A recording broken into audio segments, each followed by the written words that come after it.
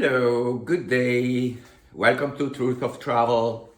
Happy Easter for the believers and happy Sunday for everyone. I left you in New York with my experience that I had in New York and I told you about. Now we go back in my memory lane when I was living in Barcelona, based in Barcelona, but still working for Best Tours. I was living in Cairo, and I was sent from Cairo to Sharm El Sheikh. Sharm El Sheikh, Red Sea, beautiful destination. Sharm El Sheikh, Hurghada, Marsa Alam, Dahab. There's a lot of beautiful villages and city. Notice that beside Dahab, Sharm El Sheikh was like a little bit of Dubai, like it was a fisherman village, like Hurghada.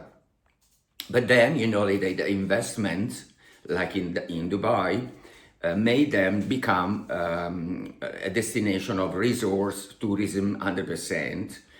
And all the main hotel channel started to build their own property.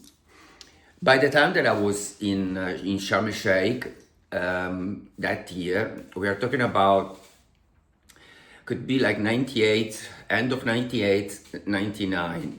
Then summer and winter, it's a bit difficult because on the Sinai, it's very difficult to have either disasters like flooding, or it's dry, it's desert, one of the best in the world. Mount Moses, the Mount of Moses, Santa Catherine monastery, like the hiking on Moses Mountain is an experience that is priceless. You hike very early morning when it's still dark, and then when you reach the top, it is the sunrise that maybe the sunrise of your life if you don't want to go further than few hours from Italy. Remember that Sharm El Sheikh, Hurghada, and all the Sinai destination for an Italian, I'm not sure about European, but maybe it's the same. You just need your ID. You don't need a passport. Of course, with that, you cannot go to Cairo. You can only land in Sharm El Sheikh, visit, stay in Sharm El Sheikh, but you cannot enter into Egypt because Sinai is considered the Red Sea. Egypt, but it's not considered Egypt in a way of visa. So I've been before to Sharm El Sheikh. We are not talking about the time of me and Khaled K, because that it was like many years after. We are talking about years before. So I went there, and I have to say I'm sorry, and regretfully I'm sorry to say that, but it was amongst the worst experience of my destination management in my history, in my hospitality history. I didn't like absolutely Sharm El Sheikh people. The tribe of Sharm El Sheikh workers, for me, they belong to another kind of Egyptian I used to know, because Cairo people and Luxor and Aswan are welcoming, are not vulgar, are not offensive. Sharm El Sheikh people, working Egyptian, for me, they don't belong to that kind of nice people. Absolutely, they don't belong to that. So when you every day you go out from the hotel and go to the office, and they make you feel less of a man just because you're not like straight as much as they pretend and then they expect. And for me, speaking Arabic perfectly, Egyptian, it was like every day a disappointment, sometimes fight, sometimes discussion, sometimes conflict with these people that they used to deal only with tourists, and so Germans, Italian, British, American, Russian, and so I wasn't happy, and it was for me one of the worst experience I ever had as a resident. Unfortunately, that time they sent me there, it was not the only time, because if I sum up the months that I work in Sharm El Sheikh, we almost reached 2 years in one side. In the other side, a lot of work, a lot of commission, because of course, you sell excursion, you sell ticket flight, you sell, tour guiding and stuff. So of course, I mean, all my tour leader, all my tour resident, they were happy because, like managing the selling of excursions in the hotels, there's always a little bit of a commission every time they sell, but this is how it works. I mean, everybody know, and it's not a secret. Not for me, because I was the manager, and so I was in the office, so I didn't go visiting guests unless they were like special guests and VIPs and blah blah blah. Let's not also forget that Sharm El Sheikh, beside being beautiful and unique, let's not forget that is, together with Philippines, Australia, Maldives, one of the top for divers, because the coral barrier of Sharm El Sheikh is unique in the world. It's a barrier alive. You cannot even walk on the beach in some places like Coral Beach. Sorry, it's a property. It's a residence, hotel, apartments. You cannot walk in certain part of the beach because already the beach is a coral reef. So there is this kind of like bridge that leads you to the point where the sea has a certain level of height. Then you can dip and you don't touch the ground. So you swim and then you come back, because you cannot touch the coral. The coral are alive. The coral are, for me, part of the, definitely, but anyway, I don't want to go deep in this because then I will reach the other time. So yeah, it wasn't the best time of my life. Luckily, every time I was finishing a residency in Sharm El Sheikh, I was lucky that Best Tours was sending me in wonderful countries like Sri Lanka, like I told you, like Maldives, like places where you can be yourself without being judged and without being offended and without being treated like a man of class B. And I'm sorry to say that regrettably, but unfortunately it's the truth. So I want to make you laugh, and then I give you a couple of situations I've been through, but there was a lot. Besides the fact that these guys are there to try with ladies of a certain age, arriving from Germany, from England, and trying with them, dating and take them out and getting paid for dinner and hoping to get a Schengen visa or this kind of stuff. Beside that, that time I had this VIP flying with a private flight The family name, for some of you can remember something, for some of you not.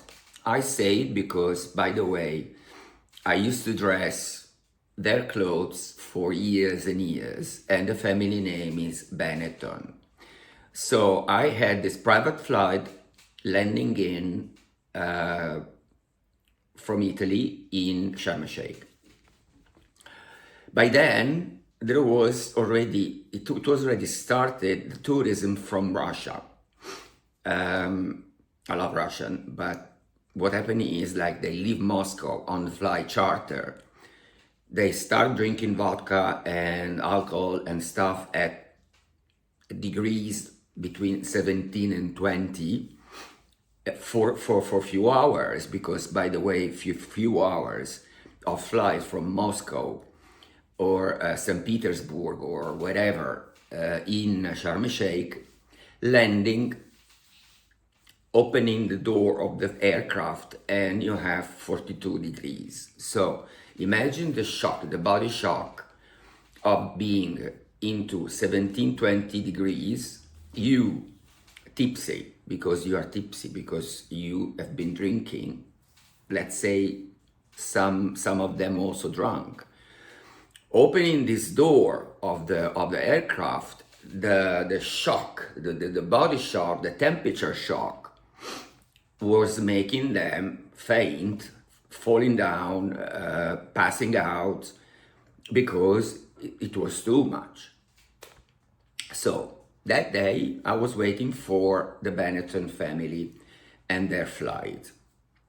I was standing at the fantastic, gorgeous, magnificent 5-star hotel Movenpick Jolieville in Naama Bay, which is the main bay of Sharm El Sheikh, waiting, alerted by, of course, by the management of Best Tours, that they were landing. I was not impressed about the name, but I know my job. When they tell you we are talking VIP, immediately it triggered my mind, VIP. So that means everything has to be smooth, perfect, correct, professional, clean, in a way that they have to have an experience more than a journey.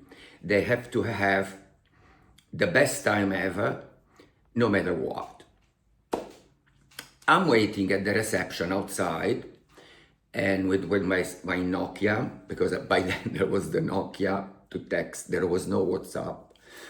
I received a message from one of our representatives in the airport saying that a charter from Russia, exactly, I don't know from where, was just landed. And behind it, there was the private jet of the Benettons. You have no idea of what I said. Okay, now, worst case, they arrive together. Good case, either they arrive first or they arrive after, but they cannot be together, because I want the check-in of the Benetton be the best. They took the best suite. They took the best situation. They were coming by limousine, two limousine. And they came by private jet. So I said, okay. I went to the reception of the Movenpick. I helped them to do a speed check-in for the charter people. And because the guy that from the airport, he said that, oh, Marco, he was laughing. He said, you should see, they can hardly stand. I said, okay, let's get finger crossed and hope. No. It happened what?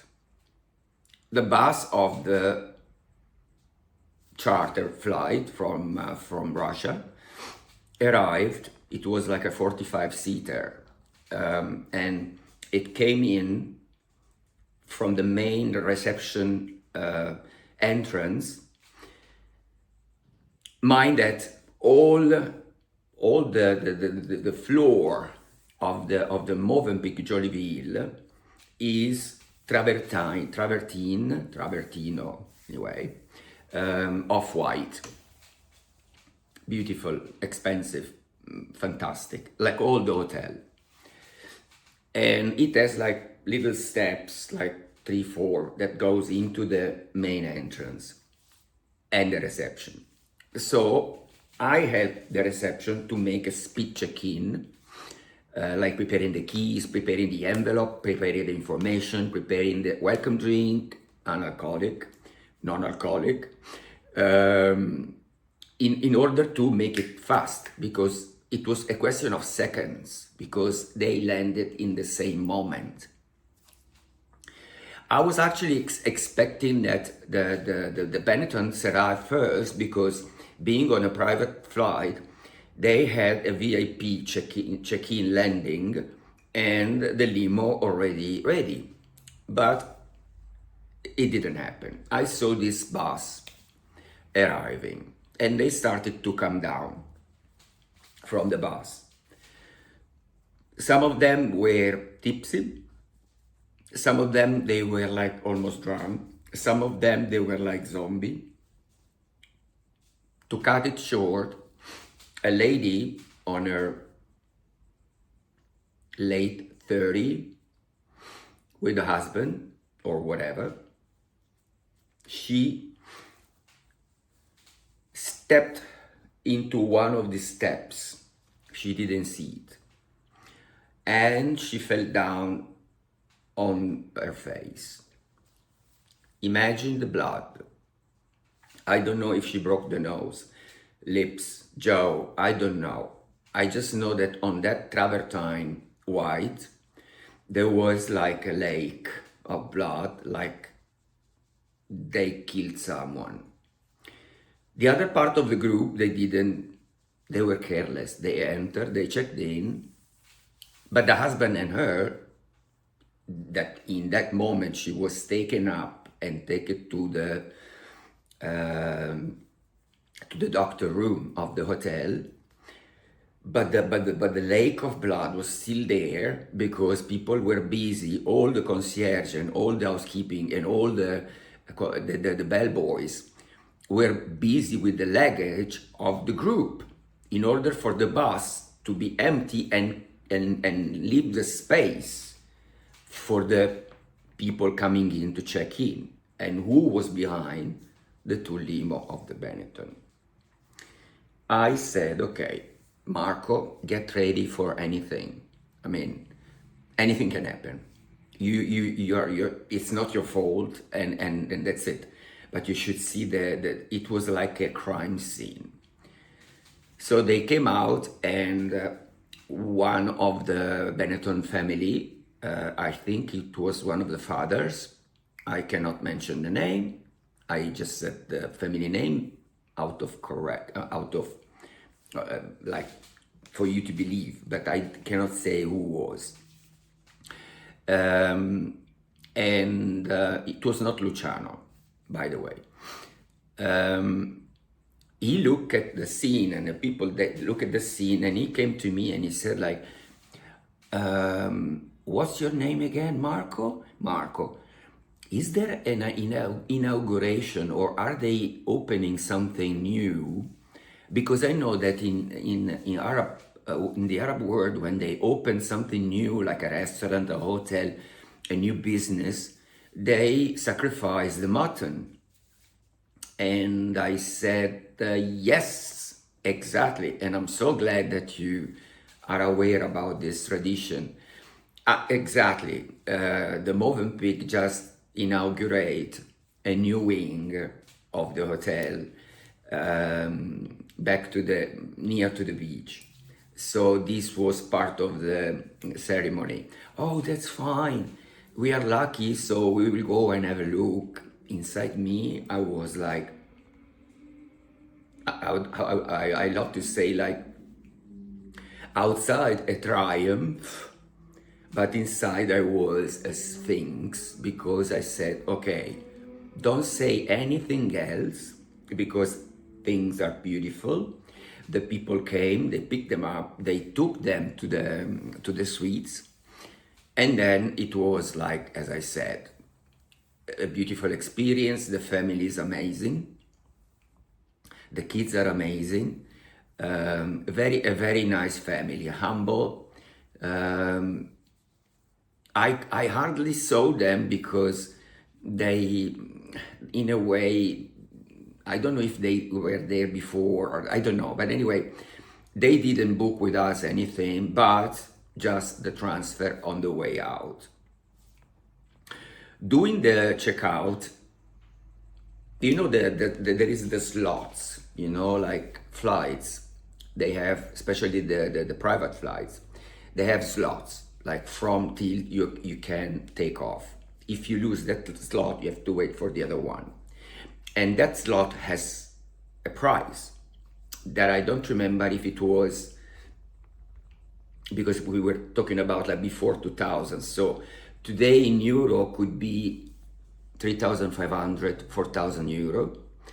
The lady that was in charge of the master bill, which is like the big bill, is like the top, let's say, of the 3 rooms that they had, the suites.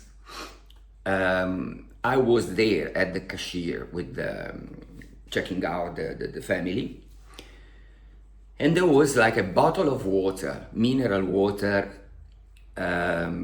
natural, not even sparkling, that she said, I did not have this bottle. So can I please take it off? And the cashier said, no, sorry, but to us, at the count of the housekeeping and the room and stuff, this bottle was open and used. And she insisted, and I knew that they were losing the slot. And I was texting to the airport saying like, I have a problem, please can you hold them? And she said to me like, Marco, don't worry, I will not pay for this bottle of water. I said, okay, let's call the manager, so maybe he can help us. And she said like, no need. I will pay what I have to pay because we will not pay that bottle of water. It's a principal fact that I don't want to be charged of something I didn't take. So to cut it short, they lost 3 slots. Then I told the manager, because by then she came, and she said, no problem, you can go, everything is fine. And I canceled also the rest of the extras, which was nothing because they were always out for dinner, they were always going out and lunch with the kids in McDonald's, in this kind of like food, American food and junk and stuff. So they didn't have much. But just to let you know how brave this lady was, insisting on the fact that I am not stupid. I don't pay for things I didn't use. But she lost at least 10,000 euro. Not lost. The 3 slots got lost. So that was one of the experience I had, and I will never forget. The second one, it's less happy. The last one I want to tell you, and then I will leave you to enjoy the rest of the Easter and Monday Easter, and that's it. It was in Sharm El Sheikh. We could not have an ambassador or a consul, so it was a honorary consul, a lady, beautiful, charming, intelligent, Egyptian, married to an Italian, living there.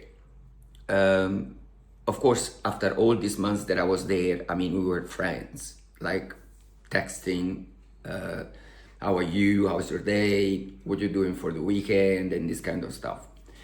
So it was one night, I was in bed, it was like maybe 12 or something, in that places, when you work, you don't go out much. You go out maybe when you know that the next day you don't have arrivals or departures, when everything is under control, because being the manager, I don't have to go to the hotels. So I just have to appear in the office by the time that the tour leader comes and do administration and payments and invoicing and stuff. it was her, and she says, "Hi Marco, there is a bit of a problem." I said, "Okay, tell me." But I knew that it was not, and it could not be something easy at that time of the night. We have a couple at the police that has been blocked at the airport before check-in at the customs because they had around 15 kilo of a live coral from the reef wrapped up on wet towel in a bag and wrapped up on bubbly plastic paper, you know, this bubbly, the one that blip blip blip. So it was intentional. And she said, like, they say that if they have to follow the law, they will be arrested at least for one night, and tomorrow they have to pay a fine, bail, and they will be escorted at the airport with the police machine. But they are insisting, saying that they did that because they are from Sardinia. They have a restaurant with an aquarium inside the restaurant, and they thought that it could have been possible to take the coral alive, to put it in their aquarium for the restaurant. I was fuming, because do not touch the corals. Do not, even the dead one. They are part of, I mean, Maldives is, the sand of Maldives is made of corals. That's why you don't burn your feet, because it's not granite or stones or something. The coral doesn't get warm from the sun. That's why in Maldives you can walk on the beach and without problem of jumping like in the Caribbean. So she said, like, it's up to you, and not Marco, but it's up to you as best tours to decide what to do. If we take them after bail payment and after the fee and after all the things to bring them to the airport, or they have to spend the night in the jail, not in the jail cell, but in the I don't know in English, but anyway, in the expecting room before the jail room. I said, no, keep them there for the night. They deserve to understand what they did. Tomorrow, when they are ready, the police, and free to take them to the airport, take them to the airport with the police car in order for them to be ashamed of what they did. Best Tour will not cover the flight because they broke the law. So it's up to them to find any charter that take them home. But we are not responsible because they are thieves. It's fraud. And she said, like, I was expecting this answer from you. Thank you so much, because this is what exactly is my thought. And that's it. So this is two things that I told you about Sharm El Sheikh. Still go to Sharm El Sheikh. Sharm El Sheikh is amazing, beautiful. Just be careful. Just be careful, because, I mean, it's not like Riccione and Rimini in the 60s, where there was the famous bagnino, which is like the body, how you call it, the bodyguard of the beaches, the beach boys. It's just people trying to steal from you and from make you believe you are someone you're not. So just be careful. Otherwise, Sharm El Sheikh is beautiful. Sharm El Sheikh, Ras Mohammed is something that I did it by snorkeling. I don't do dive because of claustrophobia, and I cannot wear the diving suit. But what you can see in the sea of Sharm El Sheikh is out of this world, like Hurghada, like Marsal, Marsa Matruh, like Safaga. I mean, honestly, the Red Sea is just amazing. One last thing, and then I say bye-bye. The name Red Sea comes from Saudi Arabia because apparently the coast of Saudi Arabia on the Red Sea, the mountains the mountains are dark orange. So the reflection of the sea of the sun when it's sunset makes the water of the beaches in Saudi Arabia, which is in front of you, red. So from there it came Bahr el Ahmar, which is like the Red Sea in Arabic. Ciao, to the next time. If you like this video, please leave a like. If you vision this video, I will appreciate. And if you subscribe and open the bell in order to receive updates, it's gonna be fantastic. Otherwise, I'll see you next time, and I wish you again a beautiful, beautiful rest of the Easter and the Easter Monday. Keep the seat belt on. Okay? Ciao, ciao.